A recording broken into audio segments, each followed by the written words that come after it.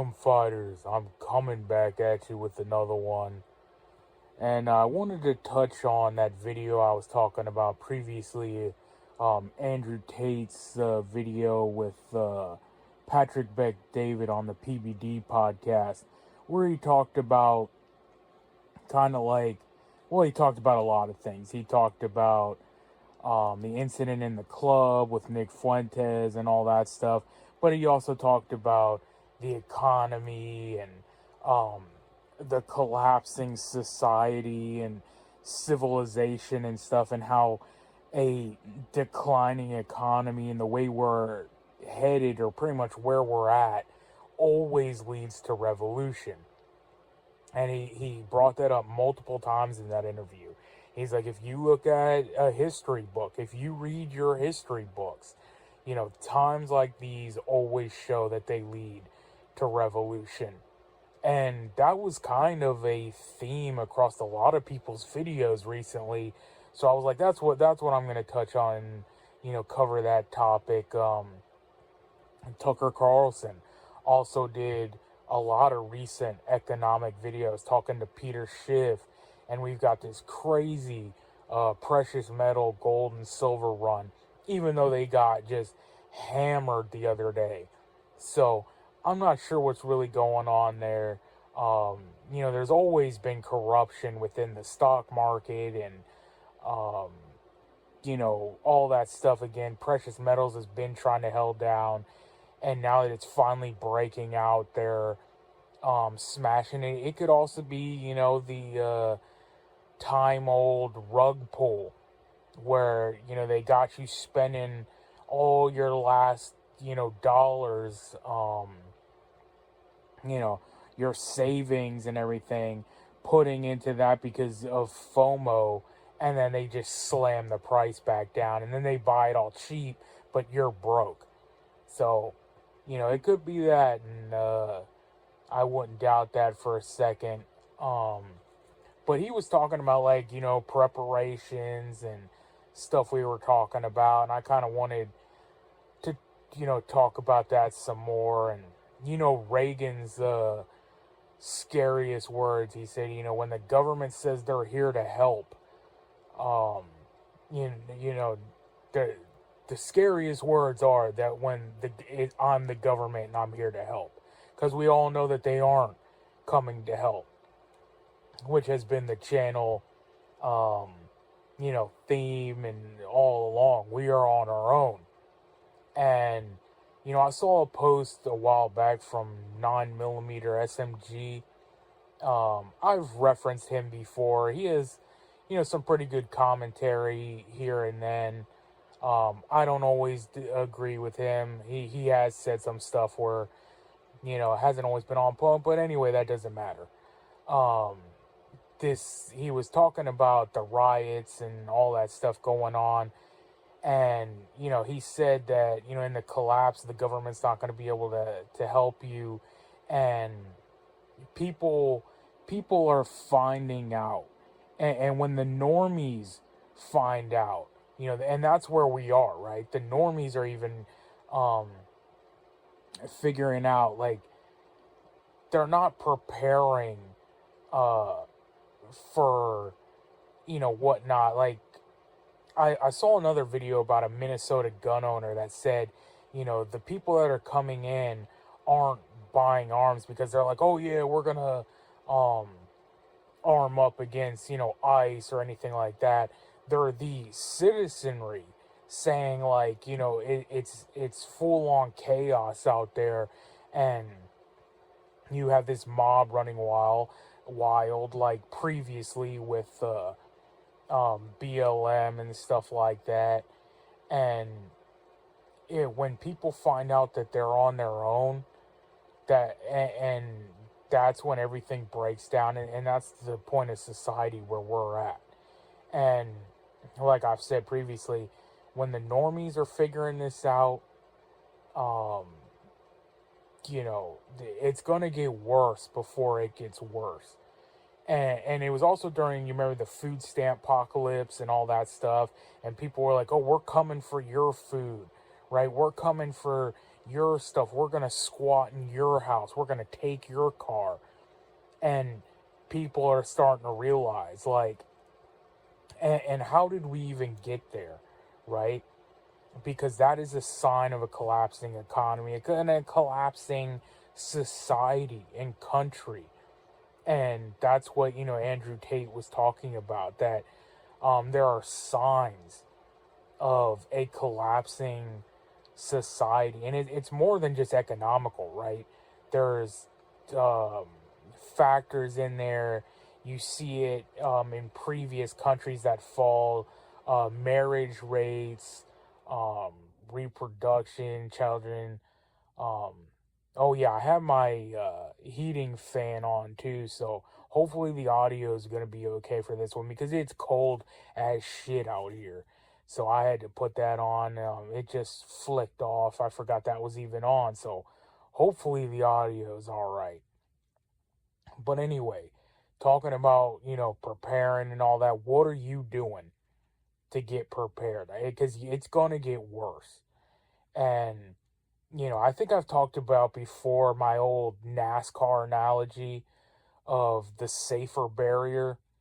And, it's not even necessarily to survive it, right? People have the fantasy of, surviving the zombie apocalypse or being the last one alive during like an asteroid or meteor hitting.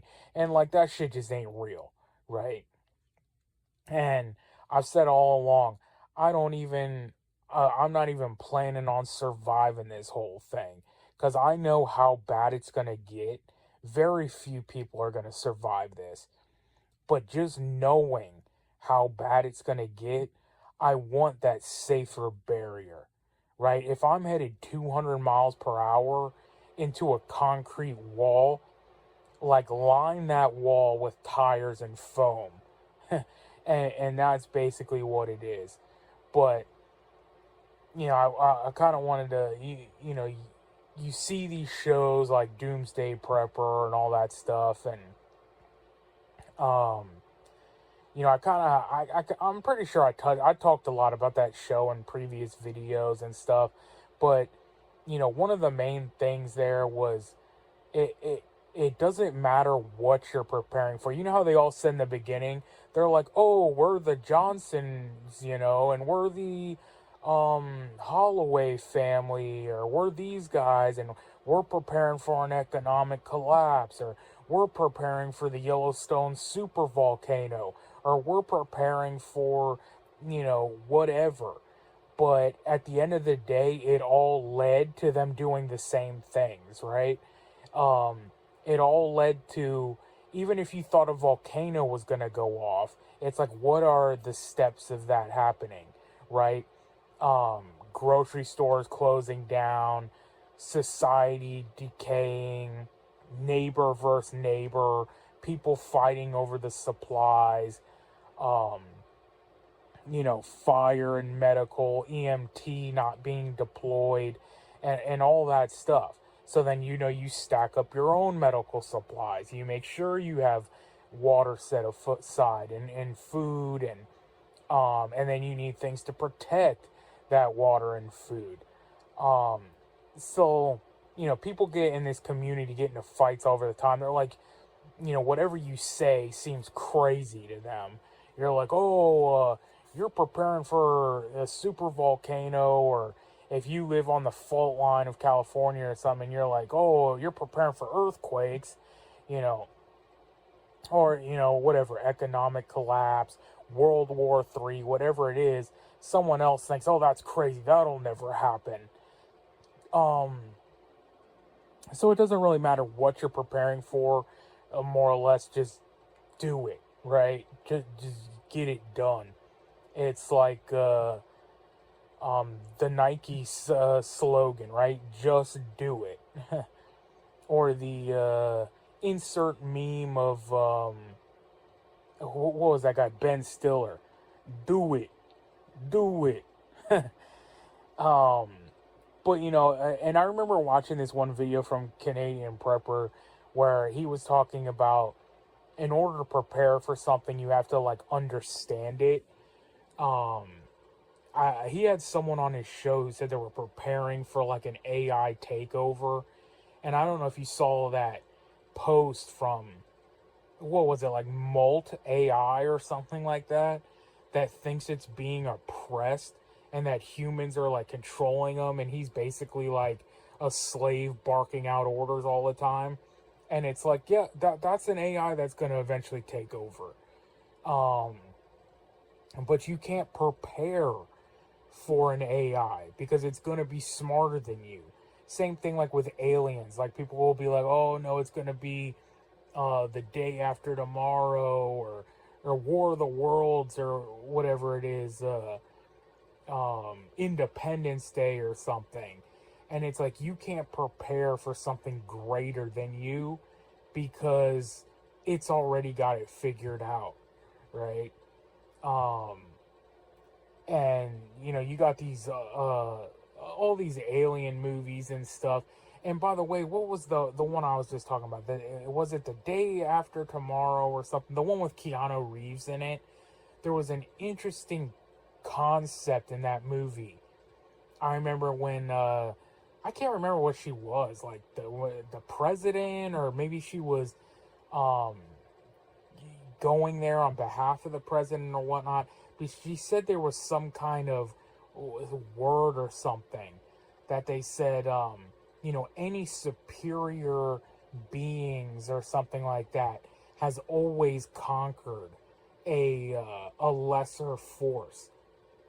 And I was talking to one of my friends about that when we were watching that movie one day, and we got into the talking of like colonizing and stuff. You know how we're always racist and colonizers because we took over countries. Well, isn't that actually benefacto admitting supremacy?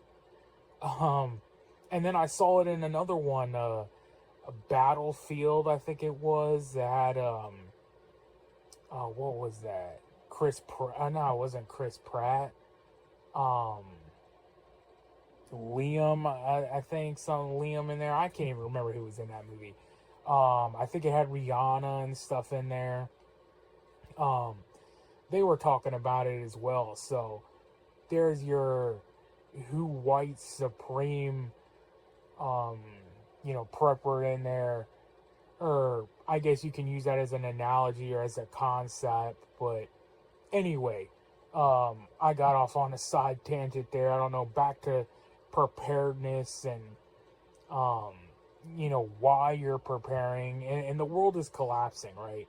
It's just that simple. You look around, the constant conflicts, and supposedly they just unleashed another batch of the e-files. I don't even know if those were leaked or what, because I didn't even hear about those coming out. And then all of a sudden they dropped and said Bill Gates gave his wife STDs, and Trump's being accused again. You got all these different people in this stuff. But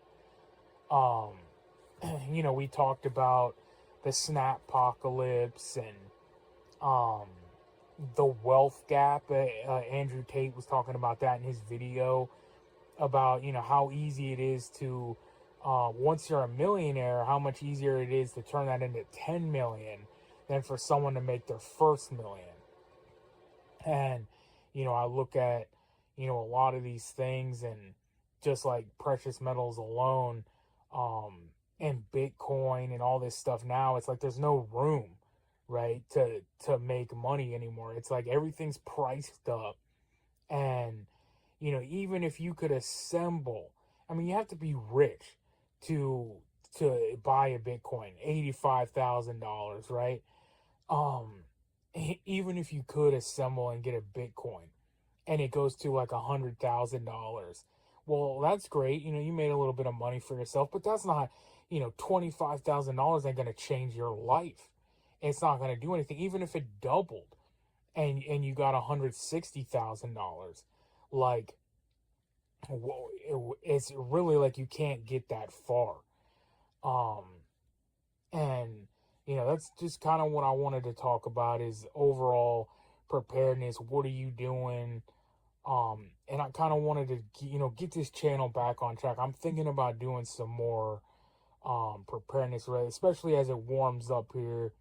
I've got this one spot that I always wanted to build a boma like shelter. Is it a boma or a Burma? Can't even remember, but so I might do that like in spring or summer or something like that. Um, but man, like, yeah, I mean, just look around at the way of the world, and the boomers will just tell you you're just supposed to summon, motivation out of thin air and pick yourself up by the bootstraps and um, get it all done, and which is actually kind of what I'm doing, just in a different way. I mean, been working out a lot more lately. Um, Quit the alcohol and the smokes and all that. Um,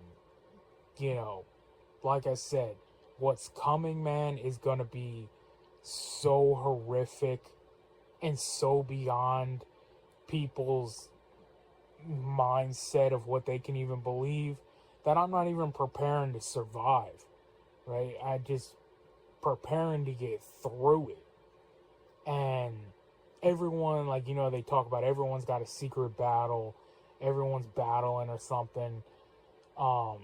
Use that trauma and that struggle as the fire, to better yourself.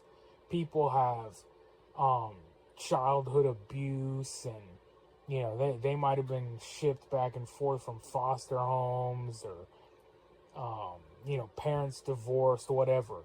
Ex-wife screwed you over, took over your house, did a number on your bank account, whatever. We're all carrying something, and use that as the fire, the fuel to get ready for dark, bad times. And as they say, revenge is a great motivator. And it's true, man. Nothing will help you train more than, I call it training angry. And that's what you do, man. Like, go for a jog angry. Go lift weights angry. That's the best way. And just keep chugging forward and getting ready for what we all know what's coming. So let me know what you think's coming. And like I said, what are you doing? What are you doing about it? Till the next one, man, you know what it is. We are on our own. Nobody's coming to save us. So get right with God, because only God can save you. Freedom fighters out.